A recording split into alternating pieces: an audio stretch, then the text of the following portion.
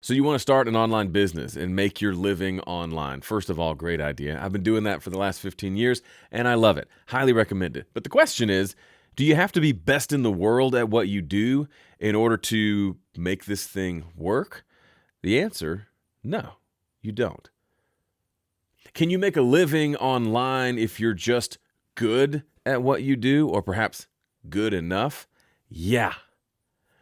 There are some caveats which we'll cover in this video, but the truth is being best in the world is a bit of a distraction, and not being best in the world can actually give you a huge advantage in your business. I'll talk about that later in the video. But first, if we haven't met yet, my name is Joe Gilder. I've been making my living online through my business, Home Studio Corner, for the last 15 years. I started this channel to give myself an outlet to talk about business because I love talking about this, and to hopefully help people like yourself grow and build your own online business. While you watch this video, open a new tab and go to joegilder.biz/game. What you'll find there is a one-page diagram of the business model that I use to run my business. What I'd love for you to do is take a look at that diagram and dream up what your business could be like. That literally gives me goosebumps right now, using that model. It includes a video that explains the entire model to you. You can watch that video next, but go check it out. I got 4 things I want to talk about today in regards to being good enough versus being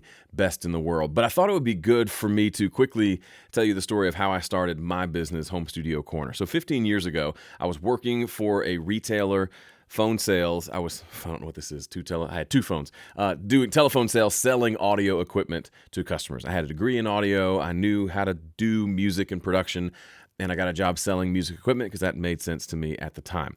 I had customers who would have questions about how to use the software that I had just sold to them, and I couldn't really answer those questions over the phone. First of all, it's really hard to do, and second of all, I had to go talk to new customers and sell new things to continue to make money. So I realized I wanted to create a resource for the customers.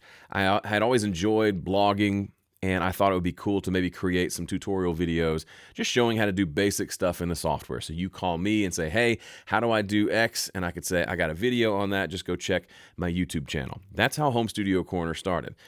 And it pretty quickly evolved about 7 months later into something that made me money, and it's been making me money ever since. But when I started, I needed a name. Just like anything, I needed to call it something. It was originally just going to be a blog and quickly turned into a YouTube channel. And as I was thinking through names, I realized, unbeknownst to me, I had a burst of wisdom for, a 20-something-year-old kid, where I realized, well, I got to name this based on who it is I can help the most. I was thinking it can't be for professional audio engineers who are out winning Grammy Awards, because I wasn't that. Who could I help? And I started to realize, well, I have an audio degree, so I know a lot about audio. I've recorded a lot of music at home. I've never done like live sound. I'm not like a forensic audio guy, any of those things, but I do home recording. So very quickly, I settled on the name Home Studio Corner. Corner, I don't know why. It just sounded nice to me. A corner of the internet for us home studio folks, and that's how it began. I whittled down from the 7-8 billion people on the planet to a smaller group of people that I knew that I could serve with some authority. And that was the group that I spoke to. So that's a big piece of what we're going to talk about today. Here's the first big takeaway from this video. This would be a writer-downer. If you're a writer-downer kind of person, you don't have to be best in the world at what you do. You just have to be better than the people you're trying to serve. Now, I know that might sound weird at first. You might even think, hey, that doesn't sound honest. But let's unpack that for a second, because if you don't feel good about this thing, it's never going to happen. So how can I, in good conscience, sell someone a course on how to record a song in a home studio if I've never won a Grammy or been recognized by any major music authority as an expert in this thing? Well, because I'm good at that thing. I'm good at making music. I'm good at recording, all that stuff. And there are people who want to be able to do what I can do. There are people who say, I've played guitar my whole life. I really wish I could do that. Like set up microphones and record my own album. Guess what? I know how to do that. I can help them do that.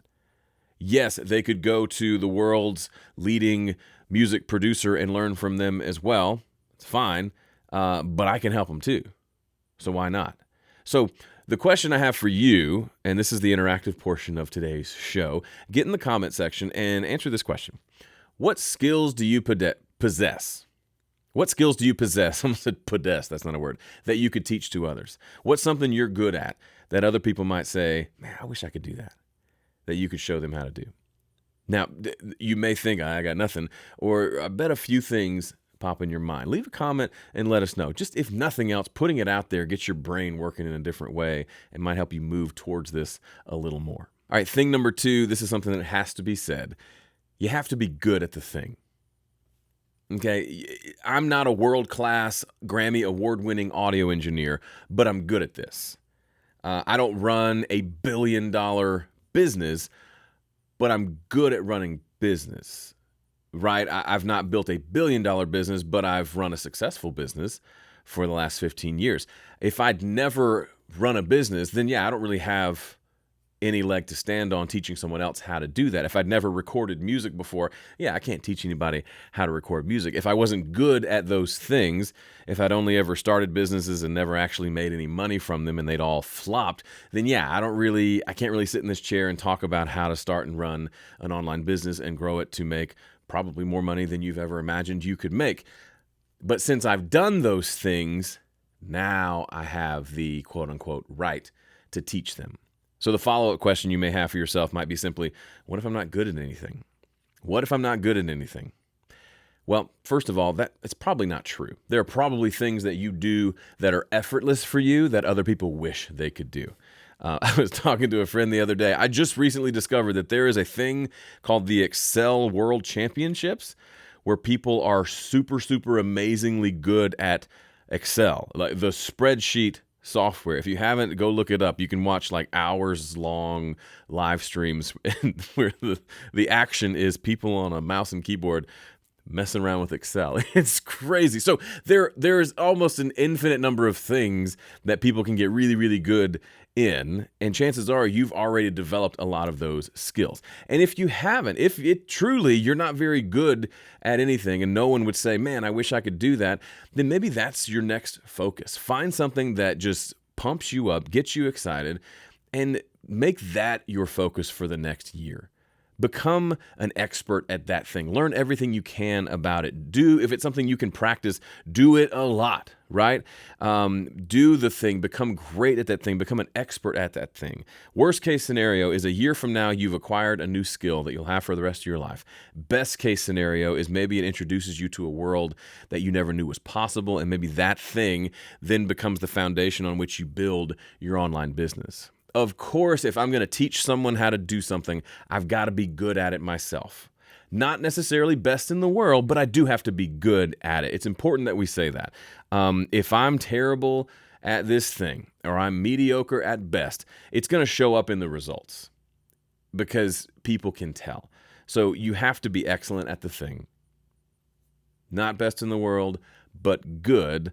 Otherwise, you don't really have much to bring to the table. Third piece of advice, live in the gain, Gain. I'm reading a book called The Gap and the Gain by Dan Sullivan and Ben Hardy, and it's kind of blowing my mind. I read the other 2 books by them, and now this is the third one. And it's this idea of measuring, how we measure ourselves. That's what this book explores. And if you imagine a diagram, up here is some ideal, the perfect situation. Down at the very bottom is where we start. And in the middle is where we are, our current situation. What most people do is they compare where they are to this ideal, where they think they should be. And because it's an ideal, typically it's not achievable. It's usually probably not even like specific, right? Like it's like the horizon. As I get closer to it, it keeps moving.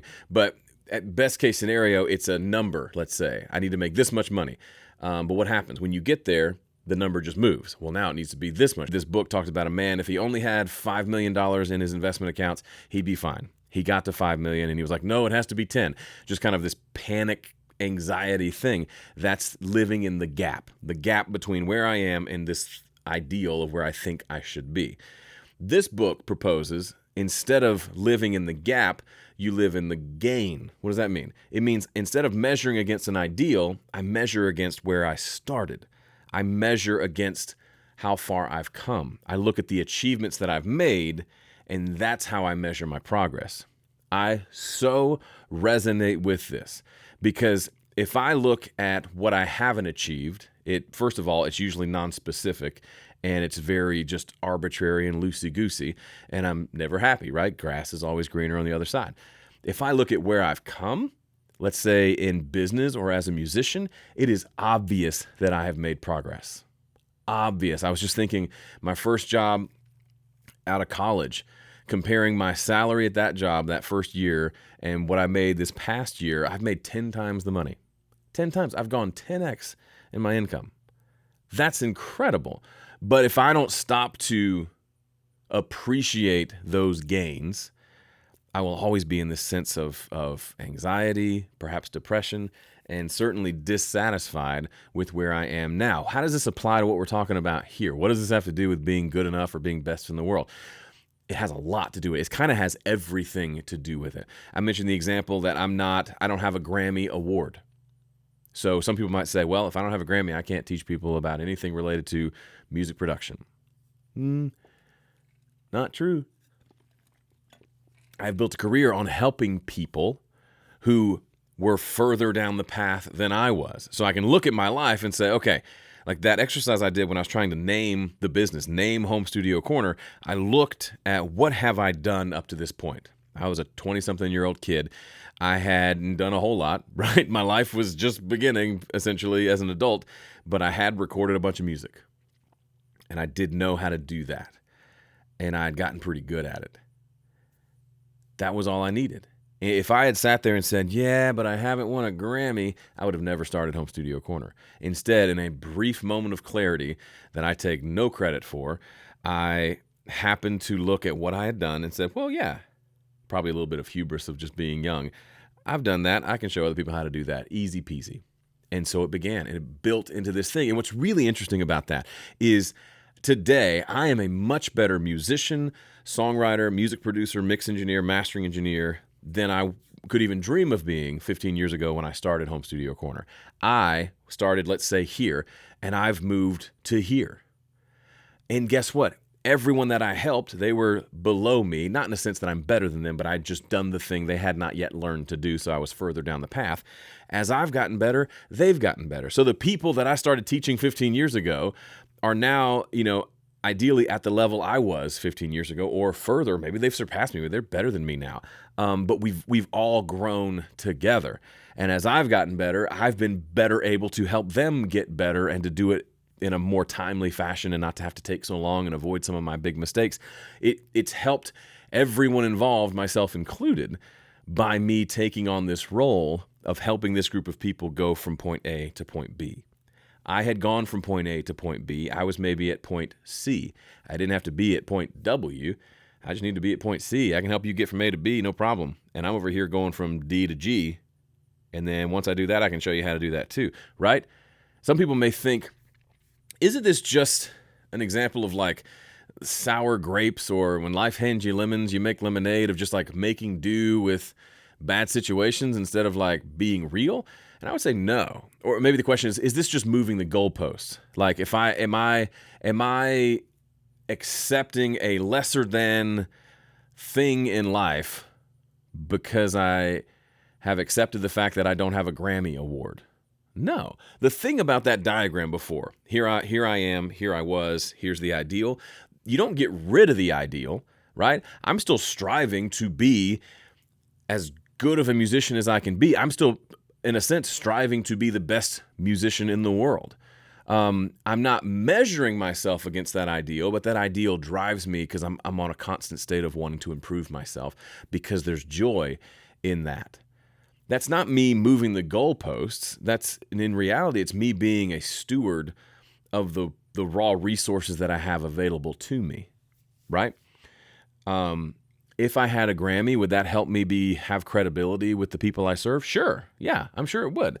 But I know there are people with Grammys in this space who perhaps don't have as big of an audience as I do, or don't have as big of a following, or haven't figured out how to build up a business around that, because just having the award wasn't the piece. They also have to learn how to be helpful to these people, which I've learned how to do over the years. So there's a lot more to it than simply I've achieved certain X level of success that is arbitrarily set by society, versus saying, man, I've not done that, but I've done this, and I can help you do this, while we're both trying to achieve and grow and move towards that cool ideal, let's say, of winning a Grammy. So earlier I mentioned a huge advantage to not being best in the world. I kind of already let the cat out of the bag because I was so excited in that last section. But if you focus on giving insane value to your audience, you find your people and you serve those people, you serve the crap out of those people, you become maybe not best in the world at your craft, but you may very well become best in the world for them. There are people in my community who I was the perfect choice to help them achieve the goals that they want to achieve when it comes to music. I may not be best in the world. There may be other people who are quote unquote better than me. That's fine. Totally fine. But I was best for them for that season of life. We grew together. I improved, they improved, we achieved dreams, smiles all around. That's the beauty of what we do. Of course, you've got to be good at what you do, like I said, but you don't have to be best in the world to really make an impact on the lives of people. It's a beautiful thing. Just think about all the people who give guitar lessons. Is every guitar teacher the best guitarist in the world? I bet some of them legitimately are, but no, they're helping people who just don't know how to play a G chord figure out how to play that chord, and that is a service. That is valuable. And I think we tend to, in the world of putting your best foot forward online and presenting everything as perfect, which is a thing that's out, it's a thing out there. It's important to remember that you can just be yourself. Get good at something, and then you have the option to help people who also want to get good at that thing. It really is that simple. If you like this video, could you do me a favor? I could use your help. This channel is a baby. It just started, and I need help spreading the word about it. So if this video was helpful for you, could you do one of two things? Could you share this video either on your social media feed, or better yet, hit the share button and send a text to a friend who would get a lot out of this video. Maybe a friend that you're thinking about partnering with on a business, or a friend who's really good at something but isn't sure about taking a step towards that dream of doing it for a living. Send this video to them. And if you like this video, don't forget to watch the video I did that kind of blew up for this small channel about not waiting for permission. It's right here. Thanks for watching. I'll see you in the next one.